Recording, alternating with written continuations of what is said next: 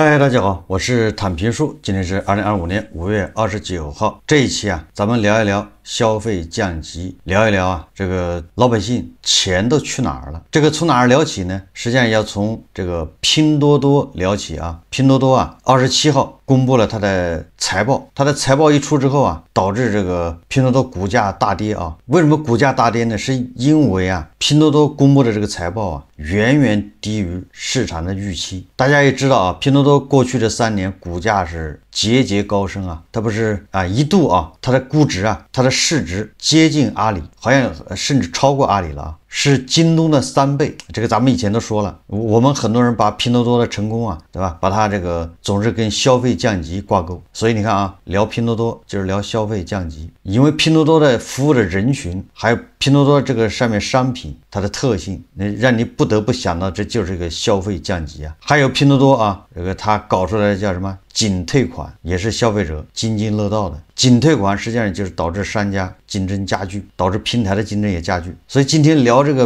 拼多多它这个财报反映出什么问题呢？我个人认为拼多多这个财报反映出来就是老百姓真的是没钱了。当然了，这个真的没钱恐怕说的不太准，就是说老百姓真的是不花钱，这个是应该是恰当的。就老百姓不花钱，他有各种原因嘛，一个是他没钱，对吧？那他当然不花了。还有一个就是什么呢？虽然他有点钱，但是他要勒紧裤腰带，他对未来预期不好，对吧？他要存钱。所以说拼多多这个财报远远低于市场预期，反映出来就是消费降级是降无可降，没了，老百姓不花钱了。但是我们讨论问题我们说事情不要那么绝对是不花钱，只是说他勒紧裤腰带，能不花就不花了。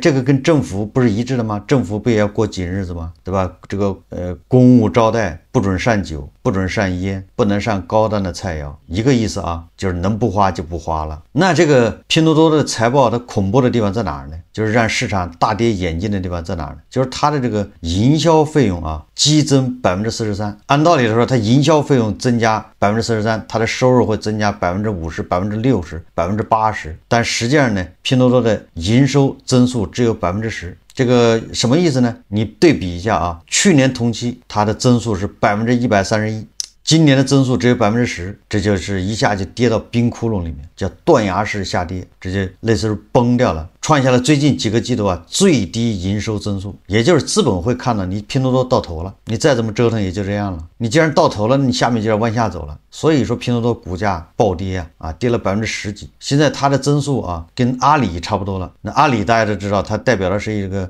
就是天猫这种，或者是淘宝它已经是我们用俗话说，它已经老气横秋它像一个中年人，像个老年人。你拼多多本来像个正是这个青少年，正是高速增长的时候，结果你的增速跟人家一样了。当然了，我们看看拼多多他自己是怎么看待他的财报的。5月27日，拼多多发布2025年第一季度财报，财报显示一季度总收入为957亿元，同比增长10%，归属于普通股东的净利润147亿元，同比下降47%。谈到一季度业绩下滑的原因，拼多多集团董事长、联席 CEO陈磊称，主要有3个原因。首先是中国电商行业竞争进一步加剧，拼多多在政策激励传导给消费者方面存在局限。他这说的比较文艺不太好理解，待会儿咱们用通俗的话给大家翻译翻译。他说，相对于那个竞争对手来说这拼多多处于明显劣势。在外界看来，这主要指的是拼多多在国补政策方面应对不足的问题。在全球业务方面，陈磊称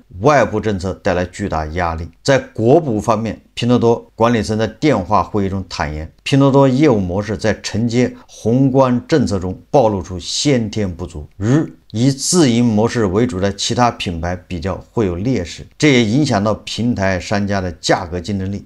这是拼多多他自己认为的就是简单的说就是一季度这一波国补政策，拼多多无力承接，或者它承接的力度，它的承接的效果要远远低于其他竞争对手，那就是低于天猫低于这个京东。拼多多管理层的这个原因我认为它是原因之一吧，就是这一波国补政策它更多的流向的是这种叫品质电商或者叫品质商家，而这些呢在拼多多上面它是处于劣势的。因为大家知道拼多多它主要卖白牌，我也不能说它全是山寨货什么康师傅它叫康帅傅，我这举一方面例子，那你国家补贴的这些政策不可能是流向这些的，它流向一些品牌，比如说手机啊，那就是小米、华为，或者是你得说得上型号的啊，其他的消费品也一样，也就是品牌商家。而拼多多上面更多的是这种白牌，哎，还有加上其他的原因啊，所以说这一波消费啊，因国补而引起的消费没有到拼多多，哎，或者拼多多的份额少，那这个导致一个什么东西呢？它有一定的虹吸效应，就是作为一个消费者来说啊，他的消费是有限的，他就这么点消费，那如果被天猫或者被京东吸过去了。因为国补嘛，他本来这些人恐怕是要在拼多多上去消费的，结果他因为国补政策，他被吸到阿里或者是京东，哎，这个叫此消彼长啊。那你拼多多怎么扛得住呢？本来是你的这个基本盘，你的这个用户，你的消费者，现在投奔敌营，但这只是因为国补导致的啊。我觉得更深层次的原因呢？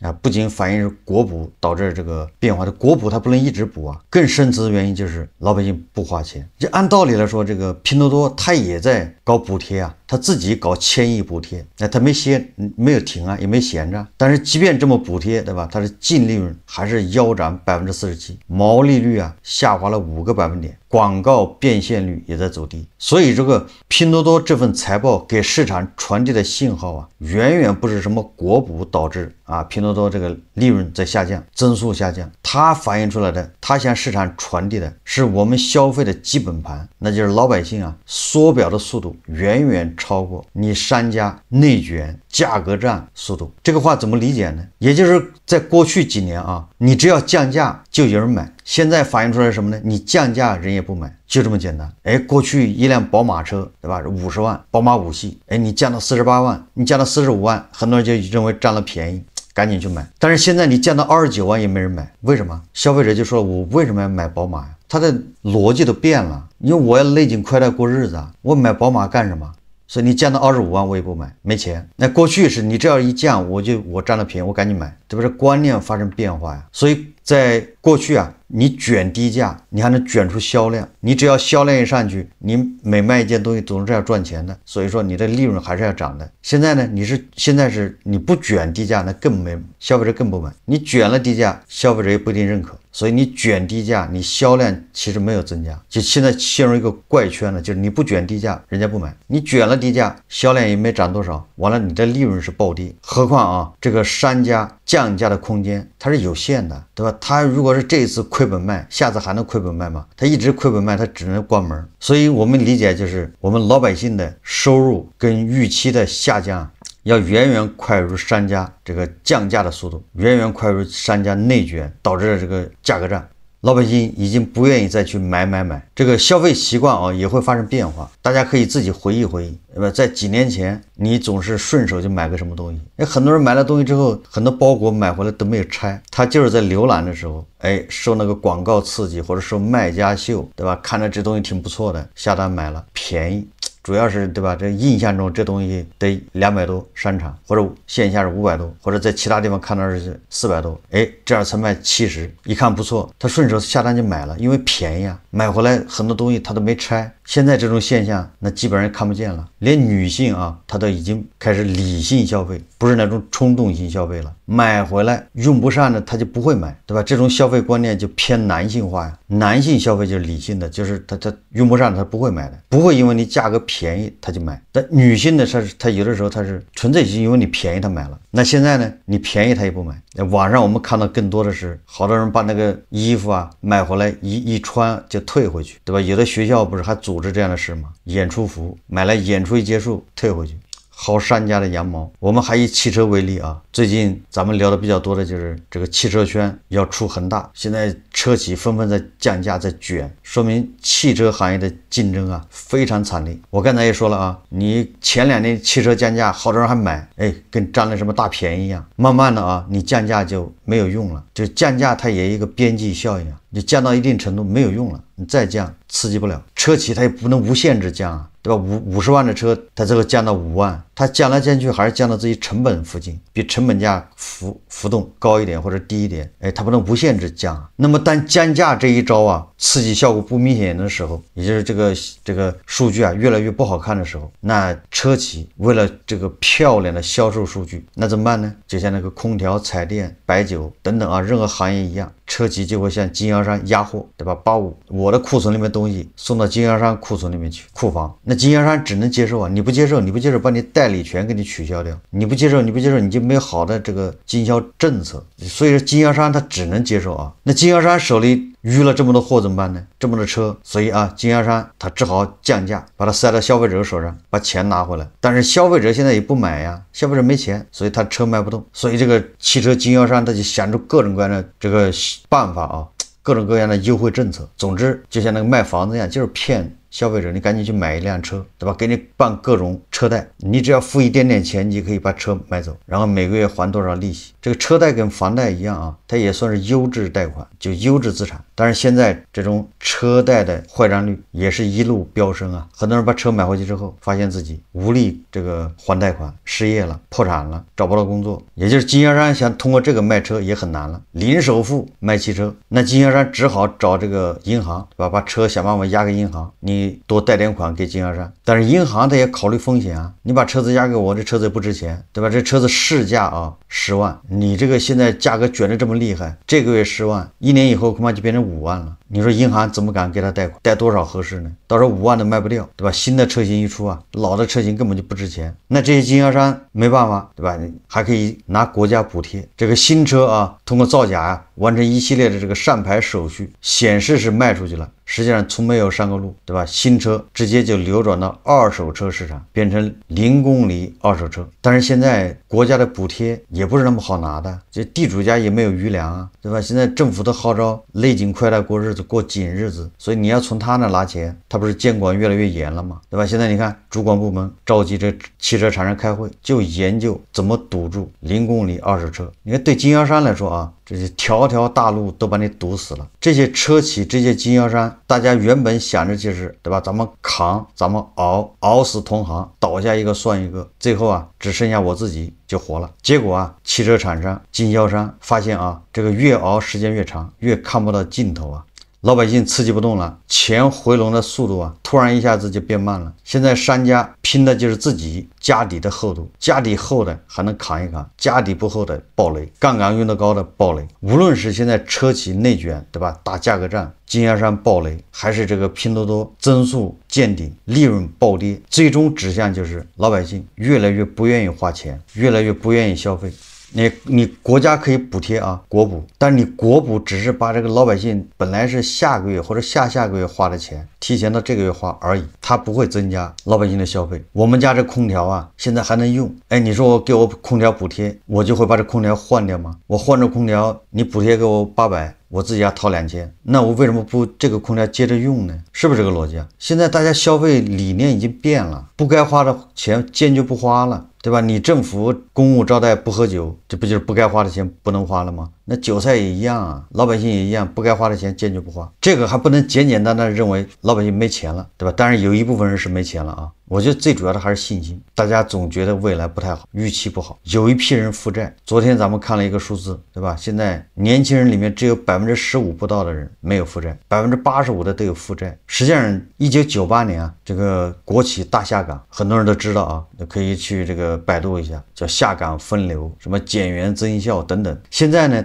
虽然没有下岗分流啊，大家找不到工作，1200万大学生一毕业就失业，现在有工作的也面临着随时被裁，即便不裁也可能降薪，对吧？你很多人上班上着自己都感觉到那个企业不行了，一天不如一天，对吧？自己都没信心，自己都感觉到企业回款难，对吧？工资开始拖了，奖金也没了。我们现在的这种困境啊，和1998年那个大下岗它有不同的地方，那都是找不到工作啊。1998年大下岗，这个叫下岗分流啊，那是你的铁饭碗没了。那个时候你失业啊，也很惨啊，但是呢，它跟现在有不同。就那个时候很多人他虽然失业了，但是他还没来得及负债。我不知道大家能不能理解这个，就是98年的时候啊，那些职工下岗，他唯一的好处就是他还没有负债，没来得及负债，那所以说他东山再起的机会就多一点。他没有负债啊，没有负债，他随便搞点小生意，摆个地摊，他只要能赚点钱，他就能养活自己。还有的胆儿大的跑到南方去做生意，也就是他只要赚点钱，他日子就过下去了。但是我们现在就不行了，现在有大部分人的负债，对吧？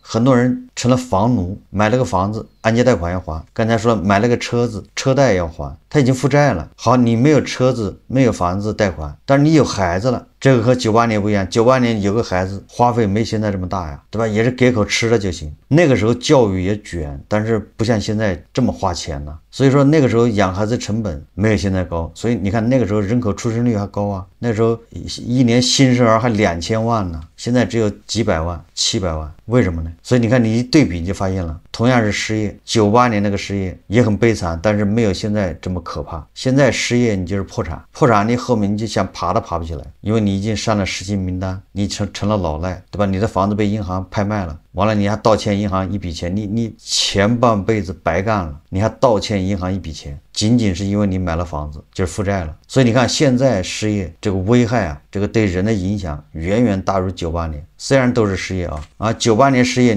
反正你有把子力气，你只要愿意付出，对吧？你一个月赚1000几百块够花，你租个房子住就行。现在不行了，现在你一旦失业，你挣个3000，你还不够还按揭贷款的，对吧？你要摆地摊，你的车贷还得起吗？如果你还有个孩子，那更完蛋，小孩就是吞金兽。所以现在老百姓是被逼的缩表降杠杆。所以你看为什么房子越来越卖不掉？是韭菜没这需求吗？不是的对吧？当然了，你可以说房价还是高，韭菜是不会掏钱去买房了，他就要等。如果说这些大宗的消费，买房买车，这个韭菜慎重还可以理解，但是日常消费韭菜已经开始省钱了，对吧？最近流行，对吧？不是什么什么买不起，而是什么什么更有性价比。当一个东西有性价比的时候，消费者就有冲动，这个很合理吧？但现在已经是你有性价比，人家也不买，人家现在根据需要，对吧？这东西是不是我必须的？必须的我才买，不是必须的，你再便宜我不买，这不就是消费观念变了吗？所以最近网上流行的什么？流行的是我一个月3000，然后我一年还能存3万或者存2万，我几年之后存10万，全是这种宣传的。你说他发3000，他要存2万多，或者一个月就花几百块，花几百块，那只能管自己温饱管自己刚需吃饭呢。所以你看，一切的市场都在萎缩，整个电影市场、影视，对吧？都在萎缩除了一个哪吒2火了一下，剩下的今年所有的电影都是走卖城了，对吧？其实20-30一张的电影票，大家都不愿意掏了。所以咱们又回到这个拼多多的这个业绩上面我们一直说拼多多它代表着就是消费降级，拼多多异军突起，对吧？甩这个京东几条街，迎头赶上阿里，是因为拼多多它下沉市场，对吧？它主要针对这个县城，还有一些这个，总之是低收入，它卖的东西呢也就是降级，主打一个便宜。我在2014年、15年那时候创业我们也在北京做地推地推就是拿着鸡蛋找那老头老太太来下载安装这个 APP， 完了之后，对吧？这鸡蛋是半卖半送。那个时候拼多多也在地推，我就经常听见那老头老太太讲这拼多多上买东西便宜，那旁边的老头就不高兴了，谁在那上面买东西也就是说那个时候拼多多给人的印象是低端不可靠，山寨货都是假货，正经人谁会上拼多多买东西那是10年前后来拼多多，对吧？一路高歌拼多多增长越快，越说明咱们经济消费降级越厉害。因为当城市的这些白领呢都不再耻于说我在拼多多上买东西，大家都坦然接受了，都跑到拼多多上买，去砍一刀去拼。那现在拼多多你看增速到顶，利润下滑，那只能说明咱们的消费降级是叫降无可降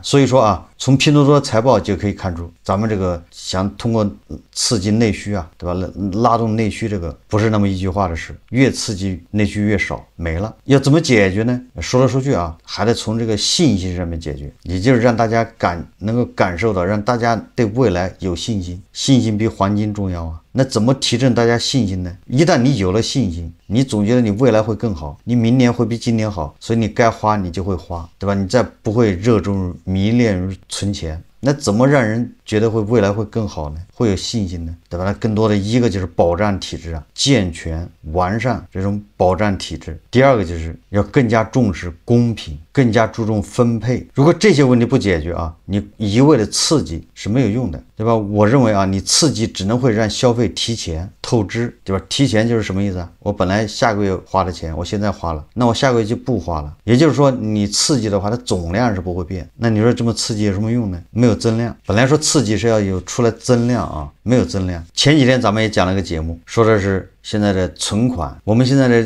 银行的储蓄啊是异常增长。按照往常的观点，这个我们银行的存款绝大部分都是那些富豪的，少数人，那增长也是少数人的。但现在的情况变了啊，大部分存款依然是少数人的，但是我们韭菜的存款呢也在增长，对吧？为什么呢？就是我们刚才说的，这韭菜现在拿了工资之后，他不花了，能不花就不花，他玩命的存。